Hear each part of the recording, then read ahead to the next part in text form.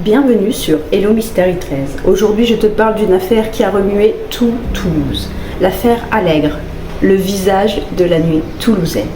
Au début des années 90, Toulouse est une ville qui palpite d'une énergie singulière. Entre l'effervescence de ses pôles universitaires et le bourdonnement de ses usines aéronautiques, ainsi que la douceur de ses fins de journée sur les quais de la Dorade, la ville rose cultive une douceur de vivre presque provinciale. Pourtant, dès que le soleil plonge derrière la Garonne, un autre faune prend possession des pavés. Les ruelles du quartier d'Arnaud Bernard et les terrasses de la place Saint-Pierre s'animent au rythme des rires, de la musique et des verres qui s'entrechoquent. Dans cette pénombre festive, un homme déambule avec une aisance de prédateur parfaitement intégrée à son écosystème. Il s'appelle Patrice Allègre. Grand, athlétique, le cheveu châtain, tombant parfois sur la nuque. Il possède ce que beaucoup décrivent alors comme un charme magnétique. Ses yeux bleus d'une clarté presque déroutante captent le regard de ceux qui le croisent. Dans les bars de nuit, il est ce visage familier, le gars un peu marginal mais affable.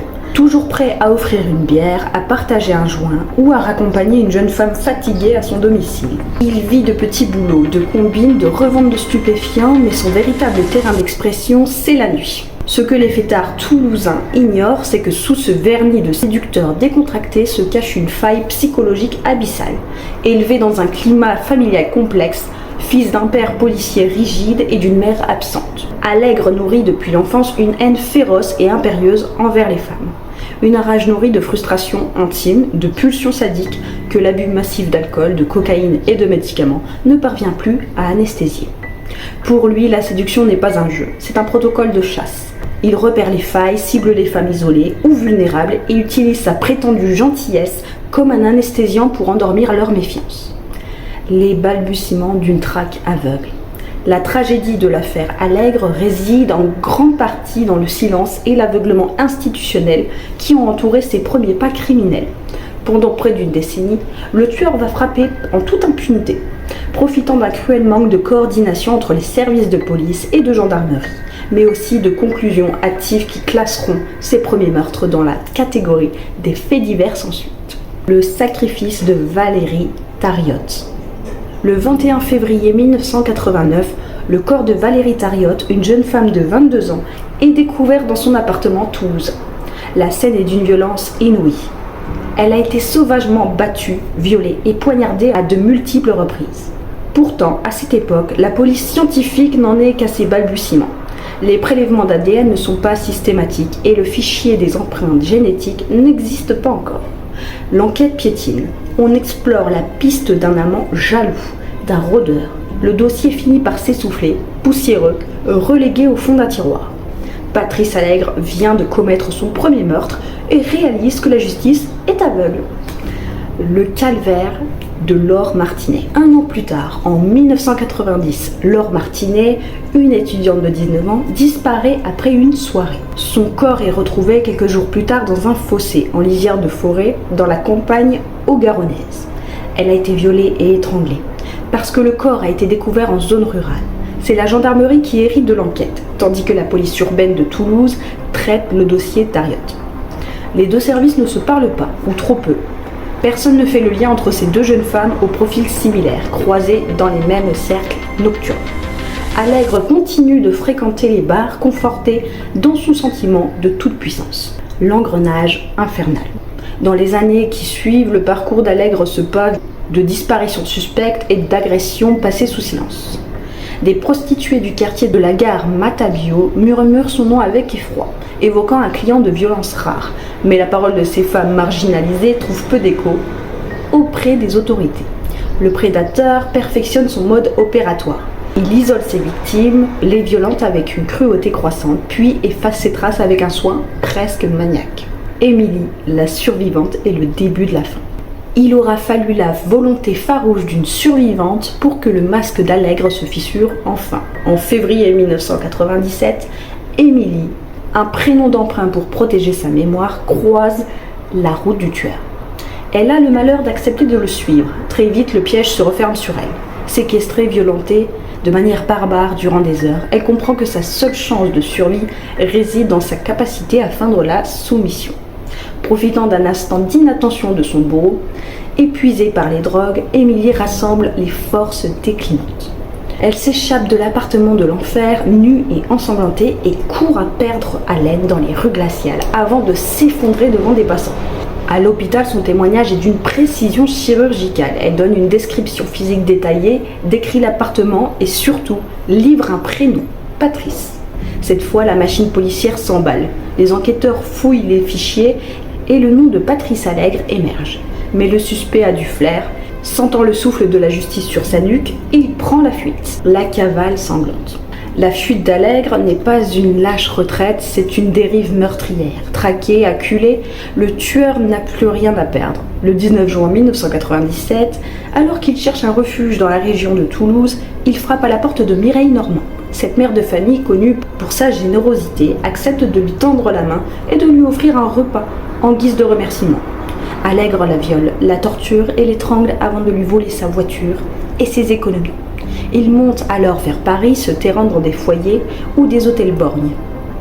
C'est là qu'il commet son dernier crime connu en agressant sauvagement une autre femme.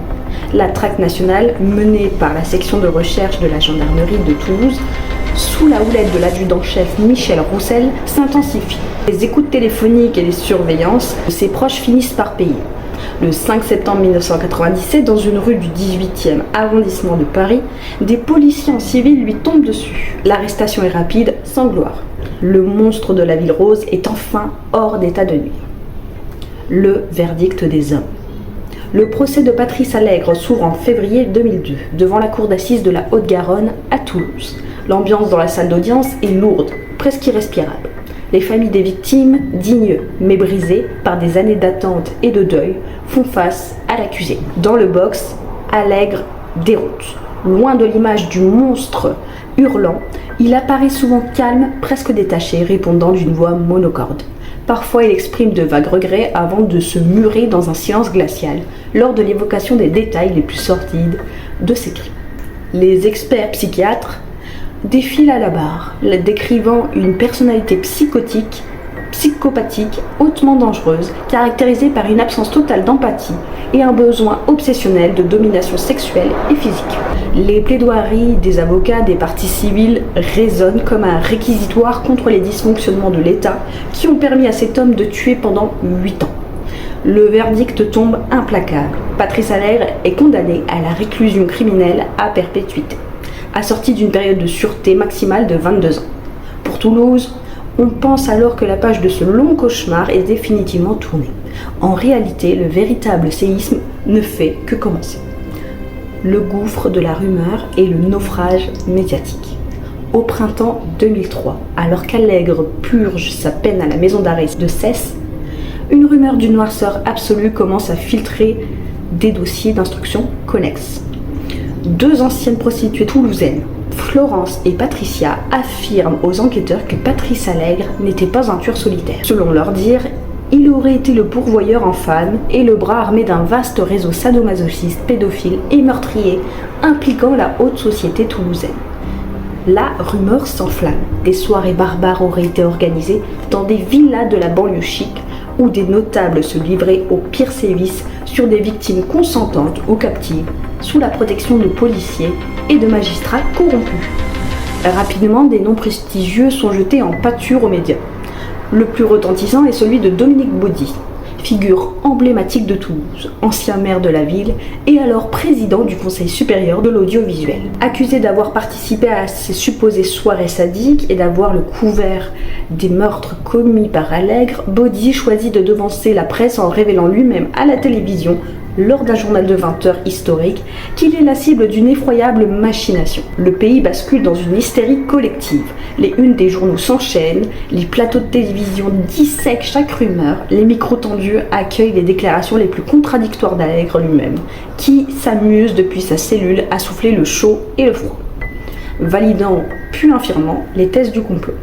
Il faudra plus de 2 ans d'investigation acharnée menée par des juges d'instruction extérieurs à la région pour démontrer l'effroyable vérité. Toute cette affaire reposait sur du vide. Les accusatrices finissent par avouer qu'elles ont menti, manipulées par des intermédiaires douteux.